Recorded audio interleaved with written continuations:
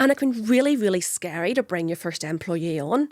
Let's be honest about it. And don't think about it as HR, because HR thinking, oh, disciplinary grievances, oh, all the scary stuff.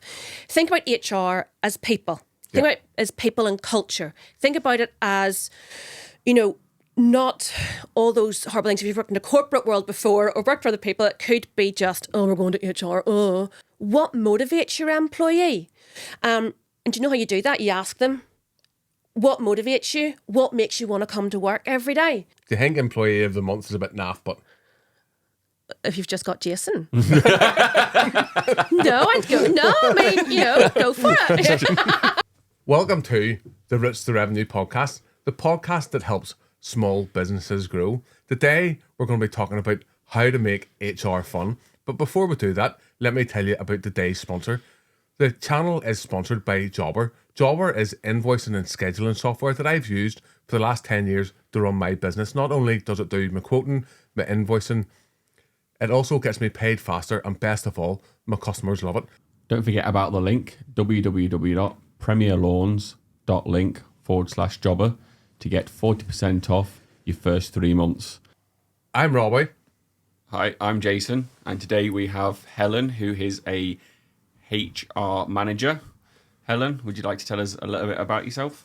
My name is Helen Todd. I run my own HR consultancy called Impact People Consulting, and I specialise in inclusive workplaces. And do you want to tell us a little bit about how you make HR fun? Yeah, so I've been doing HR for 18 years. I absolutely love it. And I've been sharing my enthusiasm and my passion for HR with everyone I've worked with. So making HR fun, I suppose making HR fun, there's three things. You put structure in place. So you basically put structure in place, put policies in place, put processes in place. Remove the fear. Make sure that you put your compliance in place, your legislation in place, but don't be tied to that. Don't be thinking that, oh my goodness, this is terrifying. I really need to be thinking about the legislation and the compliance. That's a foundation for you. You put in those strong policies and processes and work with your people on it. And lastly, make it exciting, turn that fear into excitement. Try and get the staff involved as well. Get them involved. You are going to be bringing people into your business. That's exciting. You're growing your business. You are going to be growing your revenue, right? You're going to be making your business sustainable, and you are going to be making it scalable. But you're doing that through your people. Yeah. And if you are bringing people into your business, you need to make sure that you've got those policies and processes in place, right? And you have got your people in your plans for your business plans. So put your HR in that as well. So you've got HR plans, business plans, and they link together. And that's how you are then going to use your people to meet your business objectives. But your people also need to know what those objectives are. So bring them along with you and get them involved. And that's how you get them excited, you're excited, and you just keep going from there. Yeah. And why do you think small businesses or small traders need to think about their HR? So I suppose there's a few things you need to think about. You need to make sure that you are compliant, okay? You need to reduce that risk. Thinking about HR from the very beginning, it's not about, oh my goodness, I am going to end up in court, okay? It's about reducing that risk though, okay? It's about thinking, I need to be compliant. I need to have the legislation in place. You need to have certain policies in place, okay? But you're also thinking about reducing the risk that you're protecting yourself as your business, and you're also protecting your people, okay? But there's also certain things you need to think about. The likes of, again, you're talking about your policies and your processes. So you're thinking about flexible working. You are thinking about bringing your people along with you with learning and development and those skills that they need to have. But you're also going to be learning your own skills. And if you learn those skills, you pass those skills on to your people and you grow your business. And that's how you make HR fun. You get excited about it and you help your people be excited about it too. And what sort of policies so I'm a sole trader. what sort of policies do I need to have in place now? Helen actually recently, to give her a wee plug, Helen recently redid a lot of my stuff, and it was a bit of a learning curve for myself as a small business. So for the viewers, yeah, so you've got disciplinary and dismissal policy, Yeah. okay? You've also got a grievance policy, okay? Once you get to 5 employees, health and safety policy, okay? You've also got, I suppose, the ones that you don't need to have in place, but are really best practice to have in place, like your recruitment selection, harassment and bullying, equal opportunities once you get to 11 people here in Northern Ireland, absence, learning and development, maternity, paternity, shared leave. The list goes on, okay? Those are best practice. ban cars media. Yeah, right, Yeah. okay. Yeah, there you go. Listen them off there, Robbie. But those are the things. They are there to protect you, protect your people, but they help your business to grow and scale. Yeah, You know, and everybody, the foundations. and if you're bringing a new employee in, then everyone knows Yes. Yeah. how everything's done Yes. from the word go. Yeah. Instead of, I'm unsure about this, Robbie, what do I do here? Or I need time off, or... Yeah. Yeah. It's building those really strong foundations and everyone knows where to stand. And then would you sit down and would you, if you brought a new employee in, I think you would go through the contract with them instead of just hand to them? Here you go, make sense of it. This is the thing. So everyone expects to have their contract of employment, Yeah. right? You need to have that with your employees, okay? Within the first 3 months. But it's ideally, I mean, ideally from the word go. from the word go, right? Yeah. Best practice, give it to someone before they start with you, Yeah. okay? Because that forms part of their offer. They can then ask questions to you. They can get things clear in their head to know, right, well, this is exactly what I'm signing up for. Yeah. You can then make sure that you've answered those questions. You're starting on the right footing with that person. Within that, you're going to have some policies and things that they might have questions about. So you might need to go, oh, hang on, let's explain that to you. So you're starting your relationship with that person on the best footing that you can. Okay. Yeah. What we're doing tomorrow, Robbie. So just speaking from experience, and I was really lucky whenever I was bringing on Jason, I actually approached my local council. Yeah. They give me help, and anybody watching this, I'd say if you want to, or if you're listening to this audio, because this doesn't just go out on YouTube, we're going out on the audio channels, Spotify, Apple Podcasts, Amazon, anywhere you can expect to find a podcast, you'll find this show. So I was really fortunate to find help with my local council, and I suppose that's one of the best places for someone to go to start with. And they assigned me somebody for 7 hours, and they ended up giving me 21 hours. They ended up giving me 21 hours because I needed a bit more help than what I first sort of thought. And that was really good, because there is enough. Your first employee, although I'd already had an employee and I was replacing an employee, but I wanted to find somebody really good. Yeah. And then Yay! I'm going to say that box was well and truly ticked there. But it is really hard, especially your first employee is the hardest. Yeah. And it can be really, really scary to bring your first employee on. Let's be honest about it. Your company and your business, it's something that's very personal to you. And all of a sudden you're opening your business up to someone else who's going to be sharing your reputation. They're going to be sharing your name. They're going to be representing you. And it can be really quite scary to suddenly go, oh, I need to bring someone on, but I know I need to bring someone on to help me grow my business. And it is very, very daunting.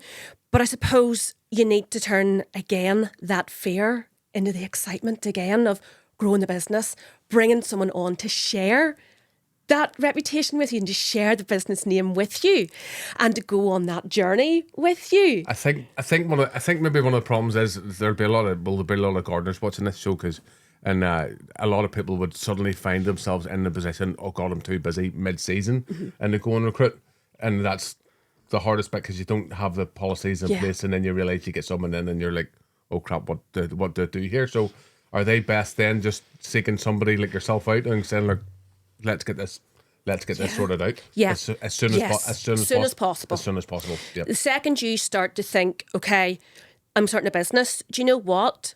Think about the fact that you might need to think about HR. And don't think about it as HR, because HR thinking, oh, disciplinaries, grievances, oh, all the scary stuff. Think about HR as people. Think about it as people and culture. Think about it as, not all those horrible things. If you've worked in the corporate world before or worked for other people, it could be just, oh, we're going to HR, oh, right? And that's what I know a lot of people think about it as. For me, it is about, looking after people, and it's looking after, I suppose, bringing people on, looking after them, and the culture of your business as well. You'll have certain values in your business and a certain vision for your business. And you want to bring people on that share those with you.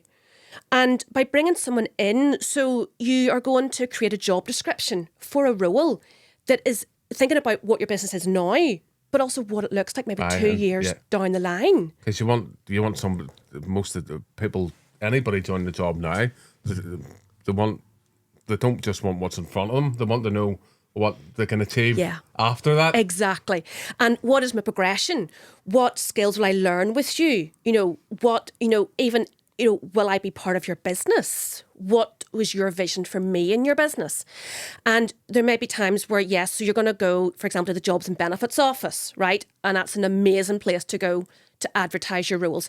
And you need to advertise them to the Jobs and Benefits Office here in Northern Ireland. And certainly if you can get some interesting reply. You can get some interesting But do you know what? Work with a job coach in the Jobs Benefits Office. Yeah. Amazing. If you're in GB, work with the Jobs Benefits Office over there, and you will get some amazing people. But you know what? Use your sources, use your network, use the people that you know and trust, use referrals. And this is the thing. So you build your job description, you know what you're looking for now and in the future. You then go out and you're going to have applications coming through, kind of going, well, they're not the right people for me. But you're going to get through those applications. You're going to find the people through a really good process, right? Yep. You're going to have a structured conversation, not an interview, okay? Call it an interview, okay? But it's a structured conversation, right? It's a two-way thing, right? Don't be daunted by this process, right? And just make it exciting for yourself. And have you any tips? Whenever the last time I advertised for staff, over 90 people applied for the job. So again, having a really good criteria that we could weed out the ones that really weren't suitable from the word go. Yeah. Yes, have your criteria, right? And even have eight essential criteria, right? That that this person needs to do the job, right? And don't restrict yourself by years of experience. Think about what could this person need to demonstrate to be able to do this job, right? And think about, what do I need from this person that they can do this job and do it well, And there might be transferable skills that someone has. And so don't even rely on doing it yourself. If you know someone that you trust, ask them to help you. The girl, the lady that the council gave me, she actually broke down all the people for me and emailed them and all. It's absolutely amazing. Yeah. Amazing that it was free, but whenever it came to interview time, she helped me with the interviews, and she was able to really drill into people, So I don't really like confrontation, and she was, she was just there. Yeah. So having somebody, I suppose, as well that doesn't, that has different skills, exactly, that has different skills, questions, yeah. And it is a conversation. You need to work with these people all day, every day if they're in your team. Yeah. But you also, if it comes to it and they're not performing as well as you'd like them to, you need to be able to talk to them and tell them, look, we need to improve here. Or we need to set these different goals, need to have different objectives, we need to improve here. You need to have these different skills. So you need to have that relationship with them as well so that you can have those difficult conversations. Would you say, on that note, for appraisals, would you say, would that just depend on the employee, or would you be better having saying every 3 months or 6 months or a year we're going to have an appraisal, or is that just something you judge? Or this is the thing. So you can have a structured process in place, right? I am very much of the opinion that have the structure in place, have those regular catch-ups, right? Set goals. Okay, because people need to have things to aim for. If there's a particular certificate they want to go for, particular qualification, something like that, have those check-ins to make sure that they're on course. They've got the time to do that. But have those regular catch-ups. You know, people have the key performance indicators, they have those particular objectives in mind, those structures. But you need to be able to talk to people as well and have those regular catch-ups. An annual appraisal's great, right? If there's certain things that are business objectives, financial objectives you've had to work towards through the year, and you're having this amazing annual catch-up to say, you have contributed in this way to my business. Here's what you have done, and here's how you have helped me achieve this. Yeah. And it's about having that structure in place, but it's that constant communication. Constantly communicate with your people. Just to circle back to the recruitment, is there... I love recruitment, it's all right. Is there any other tips you can give us? Because again, the first employee is the hardest in more or less any business. Is there any tips you can give us to help find your that perfect employee? Yeah. So I've learned from I've learned in the past. The unicorn. Yeah. I've learned in the past. Sometimes you have to kiss a few frogs to find the prince. You know. Yeah. I think this is a thing that there's no such thing as a perfect employee. And I think that if people remove that idea, someone may not have those, we talk about 8 essential criteria, they may not have those 8 essential criteria. But you know that if you mentor them and coach them, then they will develop those skills. If you send them on a training course and you develop that person, then they will, become that person that adds to your business and adds value. Attitude's everything. Right? Yep. And it's all about thinking about what this person can add to your business. In order for us to go back to the compliance, going back to, legislation, regulations, you need to obviously have that shortlist and criteria in place, okay, to make it fair and consistent. But if you know that the person you're bringing on has met the criteria, they have performed well at an interview, and you know that they are the right person for your business, bring them on, skill them up, look after them, coach and mentor them, and you can then bring them along with you. I suppose, but some people might be saying, "Look, I just need somebody to come in and do the heavy lifting, and that's it." And I'm not looking at them to be my right hand man or anything like that, but still have that same process in mind, that they still have some goals to achieve. So that everyone thinks whenever they come into a business or they start a new role, that they're going to have something to aim at and always get bigger and better. Otherwise, I suppose you're. It's that motivation, isn't it? What do you do to motivate now? That's the thing. It's having that engaged employee, okay? An engaged employee, someone that wants to come to work for you every day, is more productive than someone who's not engaged. So you need to find out how to engage your employees. What motivates your employee? And do you know how you do that? You ask them, what motivates you? What makes you want to come to work every day? And it may well be a nice lunch. It may well be having my half-hour lunch break to go and read a book. Yeah. That's fair enough. That motivates that person. It may well be, I really want to get this certificate, or I want to learn how to do this. That keeps that person engaged. That keeps that person productive. They maybe don't want to, do much more than that. Some people just want a name parking space in the car park. Right. Yep. But that's it. You ask them, how can we keep you engaged? How can we keep you motivated? You ask your people, and they will then be productive for you. They will keep achieving for you, and they will, come along with you. If you need to make a change in your business, they will come along with you because they've got the trust and respect for you because you've asked them those questions. Jason, what keeps you motivated?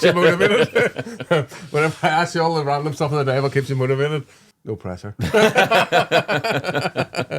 So what policies need to be in place for bringing on your first employee? Yep, your first employee. Disciplinary, dismissal, grievance policy. Those are your biggies, right? Yep. And then you need to think about your leave. Okay, how are you gonna handle someone if they go off on sick? How do you approach your absence leave? How do you approach them requesting annual leave? How do you approach, recruitment selection? How do you approach harassment and bullying? How do you approach learning and development, right? So as you then start to scale and grow, you've got those foundations in place, okay? But your big ones are your disciplinary and dismissal and your grievance policy. Yeah. Okay? Because those are the legislative ones. Because if you have not every employee kissing those frogs, you know. Not every, not, Right. And not, this is- not yeah. every, some employees interview really well, and then they get into the job, and all of a sudden you're like, oh, This is not Yep. the right person Yes. for me. Yep. And you know what? It may well be a mutual thing, right? And they may decide this is not the right job for me either. And then they leave. But you need to protect yourself again as a business owner to make sure that you have the right people in the business, okay? But if you have those policies in place, then that person knows that if their performance is not where it should be, that this is the process they then go down. yep, Support first, manage second, right? Support them to make sure that you're telling them how to do the job. You're giving them the expectations that they have, and you know, I'm expecting you to do this. This is what I expect from you. And then if they're not doing it, then you take them down. You Yep. know, that disciplinary route. But again, I don't like disciplinaries and grievances. I don't like doing that. But that is then, you know, the option that you've got. You've got that process. Sometimes it's the only way, but if you have the policy in place, then it's an awful lot easier than just saying, right, see you. Yeah. Yes. Yes. Don't do that. Okay. I once, I'm not going to name the golf club, but I once had a problem with another colleague in work, and the boss was like, the way at the back of the shed, and the pair of you can sort it out yourself. And see that, yeah, and that's this, yeah, right. Yep. And this is the thing, that if you've got these processes and policies in place, you can handle it, right? And I think this is the key thing, isn't it? You've got that best practice in place, and you're protecting yourself. It is much cheaper to put the policies and processes in place than for someone to take you to court and to sue you. Yeah. I'm going to say as well, another really good source of information is the Federation of Small Business. There's a lot of, if you're going to employ staff, their legal helpline is amazing. Costs, I think it's like £150 a year. But there is other places people can go. So what other organisations are out there that people, the Law Society? NI Business Info as well. Labour Relations. Yeah, Labour Relations Agency, Equality Commission. Yeah. There's places to go to get assistance. Yep. Okay. Keep yourself right. You know, I think that's the key thing. Okay. And don't be afraid to ask the questions. It's better to ask the question than to find yourself in a sticky situation. Yeah. Ask the question, find out, put the policies in place. Yeah. Hire. Yeah. Yeah. But this thing, you put the good solid ground in, Yeah. and then you can grow from there. You know, that's the thing. Yeah. You know. And how do you use good HR practices to keep people? Exactly. You've gone to the bother, haven't you? Yeah. What things can we do? Although you have already sort of touched on it. Yeah. What things can we do to keep people engaged Yeah. apart from just speaking to them? But Yeah. what else would you say? Yeah. So you've gone to the bother of finding the right person. Yep. You get on really well with them. Yeah. They work for you. They are productive. You want to keep this person. Reward, recognition, respect. Right? So retention strategies. Okay, that's big, you know. Okay. So we're gonna go, okay. So 3 hours for retention, okay. Reward the person. Yep. Okay. We talked there about keeping them engaged. What makes them want to work for you? Okay. Might be buying them lunch every so often, right? Okay. It might be keeping their favourite coffee in stock. Okay. It's little, do you know what? It's little things, okay. Paying them, you know. Paying them the right wage, right? It is rewarding them for what they do. Okay. Does it start with money? Some people are motivated by money, yes. Okay. Most people are. People have to pay the bills. 100%. And Right. especially these days, everything's going up. Yeah. Okay. But there's also other things like the learning and development, right? So it is saying, okay, you want to get more skilled in this. Okay, let's put you through a particular accreditation. Let's put you through an industry recognised certificate. They're not getting skills potentially leave you.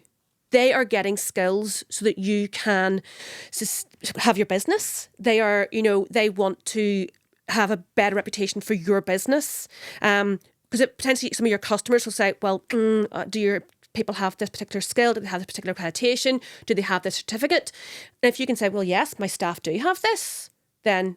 I remember many years ago, a golf course I was working for, I wanted to go and do a level 3 in sports turf, and the Greens Commissioner says to me, if you do a useful course like bricklaying, I'll let you go on it. So I went and did the bricklaying course.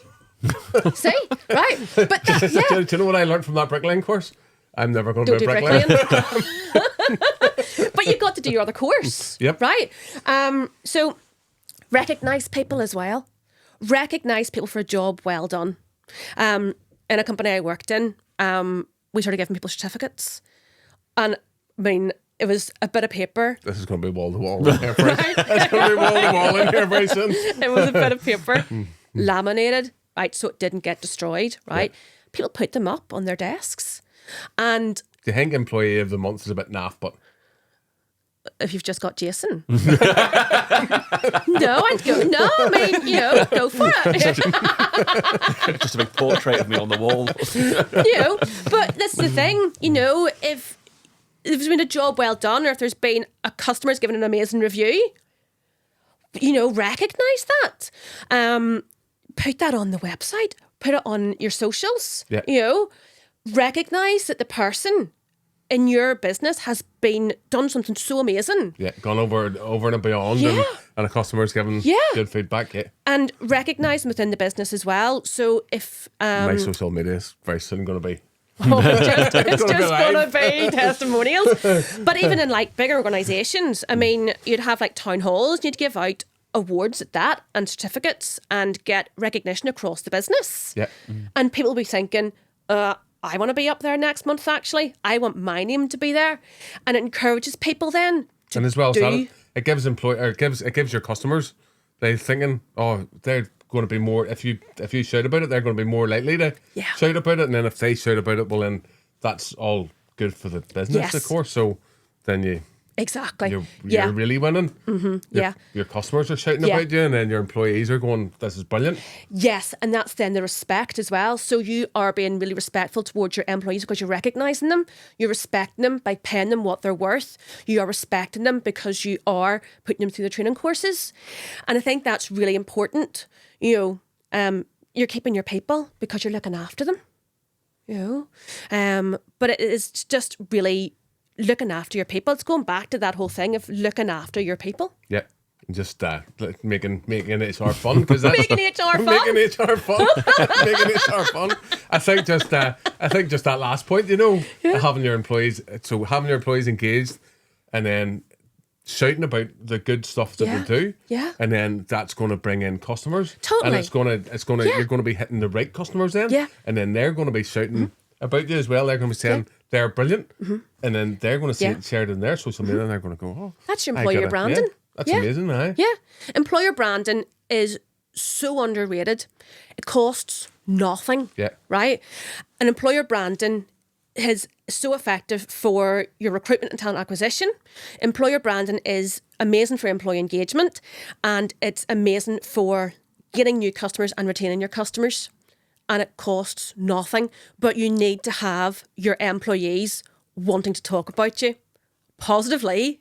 Right? This is the key thing, positively, because it's so easy for your employees to talk negatively about you as well, and you don't want that. Let's be honest, you do not want your employees to talk negatively about you, because it's so easy for them to go on review websites, to talk negatively about you on social media, to their friends and to potential customers as well. And we know that statistically, people will spread bad news to more people and sooner than they do positive news and good news. Yeah, bad news whenever it gets bad news out there. spreads faster. Yeah. If you're enjoying this podcast, don't forget to smash the like button, or leave us a like or a review on one of the other platforms. You might be listening to this on Spotify or on Apple or Amazon. It goes out on anywhere you can find the podcast. If you think a friend or family member would enjoy it, send them a text or an email with it. Now, a lot of people might find sort of certain legislations quite daunting, but is there anything that's sort of positive with those legislations? Yeah. HR is really legislation heavy. And so why I quite like the fact that legislation features really heavily in HR. scares the crap out of me. But this is the thing. I love process. I love policy. I love that structure, right? And it keeps everyone right. It keeps things consistent, keeps things fair. So legislation can have a really positive impact on how you do business and how you bring people in, right? So one particular legislation, the Employment and Equality Age Regulations, Northern Ireland 2006, basically age discrimination, right? This is one I really, really like. You shouldn't have years of experience in a job description or in a job advert, because you're basically telling people that if they are a certain age, then they don't have certain years of experience. Yeah. And if you create a job that says you must have 10 years of experience to do my job, you're basically saying to those people who have less than 10 years experience in either that job or in the workplace, I don't want you. You're not good enough for me. But if you then design your job and do a job analysis and look at all the skills that you could possibly need in this job, you'll probably find that they don't need 10 years experience. They have They have the skills. They have the skills, and that's all. That's all that you need, right? They might just need, demonstrable experience of something, comprehensive experience of something, right? But if someone has been working since they left school at 16, right, they can demonstrate to you such amazing skills, such in-depth skills, that it doesn't matter how many years experience they have, right? That they go up against someone who has the 10 years experience, and you might find that they completely outperform that person who has the 10 years experience. So you design the jobs in such a way where you look for skills and the value this person will bring to your business.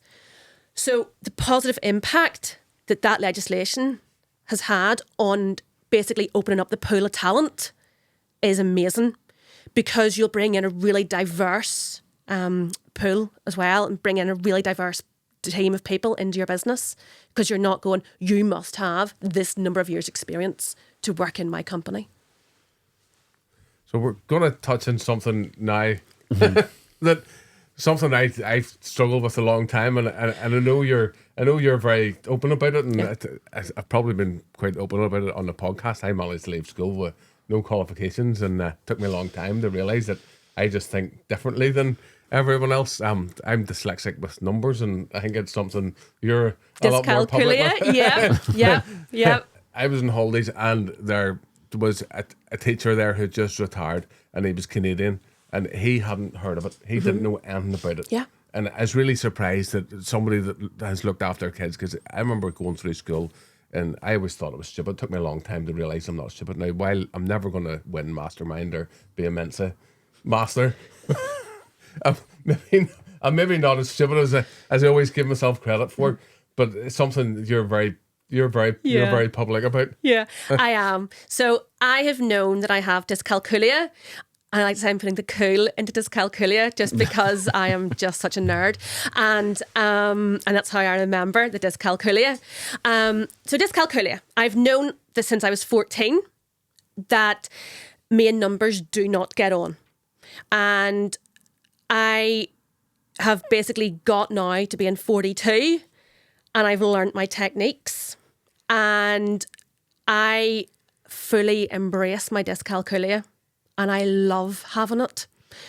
But it was only in 2019 that they started to put assessments and regulate assessments for dyscalculia in schools. Oh, right.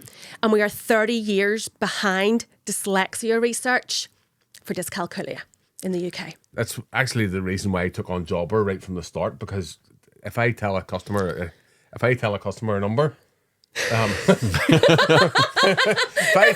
the time I get the gate, that number's inside out, back to front, upside down. Yeah, it could be anything. Doesn't matter. Yeah. My local hardware store, there's a fella. I go in there, and anytime I need anything, I just say, "Look, here's what I need to do. Just tell me what it is." There's certain things with numbers I can't do. Totally. I can't map read. There's loads of. But this is the thing, isn't it? There's loads of stuff. Yeah. Like my spatial awareness is non-existent, I am the clumsiest person in the world. I'm great at losing keys. Right. Yeah. Memory is just appalling. And it's so fascinating that when you start to realise all the things that are associated with your dyscalculia, that, you transpose numbers. I don't remember numbers. Numbers go into my head and just disappear. Yeah. But yet all the things I've done in my career have been so focused on numbers, between absence stats and invest in I funding for millions of pounds, doing submissions for those, But that's the thing. I had to learn the techniques to do my job. I think I can do it. I think I can do it. I can do it. Learn a few of those. But at the same time, so my son has dyslexia. Yep. So when you put me and my son together to figure something out, we are like the Chuckle Brothers. Because honestly, it's like... So my son has a very different way of looking at the world compared to me. So you've got his dyslexia, my dyscalculia, and we sometimes meet in the middle. But I'll be honest with you, I just let him now get on with things, because the way his brain works is amazing. And he identifies patterns, and the way he goes about DIY in my house is amazing. So he's just now in charge of DIY in my house. That's probably why I'm so good at doing all this. I'm dyslexic as well. Yeah, see. I brought Jason. I brought Jason on as a lawn tech in the workshop you see here. That's him. You see, but that's the thing. So there's all these skills that a neurodivergent person has, and if it wasn't for the people who are neurodivergent, civilization would not have survived, right? Because without the neurodivergent people, the neurotypical people would all have, just been doing their thing. But you need the neurodivergent people to come in with all their different thoughts and different perspectives for basically anything to get done. So which is why I am really, really vocal about my neurodivergence now, and about bringing people who are neurodivergent into the workplace to bring those skills. Yes, okay, we might need a little bit of support and different things to work for us, and a little bit of extra time to figure stuff out in a neurotypical workplace. But if you make places neuro-inclusive, it actually works in everyone's favour and to everyone's benefit. So embrace the dyscalculia, embrace the dyslexia, embrace the neurodivergence, and we'll get there, and we'll just take over the world. One day you wake up and there's 100,000 people following you for longer advice. I'm just a wee fella left school with no qualifications. But this is the thing. Look at what's happened, right? Without the skills that you had from your dyslexia, would you be where you are now? No, definitely not. Definitely not. Yeah. Like, I taught people how to aerate their lawns with drills, and really, I think up really random things for videos that just sort of seem to work, and a lot of people follow that advice. Exactly. Without you having dyscalculia, I probably wouldn't have got. You would not have got that. 100%. And just, do you want to give the viewers a little plug for your business and what you do? Yeah. So, I basically set up Impact People Consulting last August, and very much the motivation for my business is inclusive workplaces. I am neurodivergent. I have dyscalculia. I was an unpaid carer for my husband for 6 years. He has brain cancer, and I needed flexible working, and it's not out there an awful lot. I am going through perimenopause. I have migraines, so I have a hidden disability. I also have auditory processing disorder, so I've got a hearing impairment. So I've got hidden disabilities, and I just find that the workplace is not fully set up for people like me. I'm also a woman of a certain age, and women of my age are starting to be forced out of the workplace. And I just wanted to set up a company that showed companies how to make inclusive workplaces. And I go in and I help people put those processes and policies in place, and the really inclusive practices that help them really achieve their business objectives through the power of their people. So that's Impact People Consulting. Cool. Thanks very much. Thank you for coming. No bother. That's a wrap.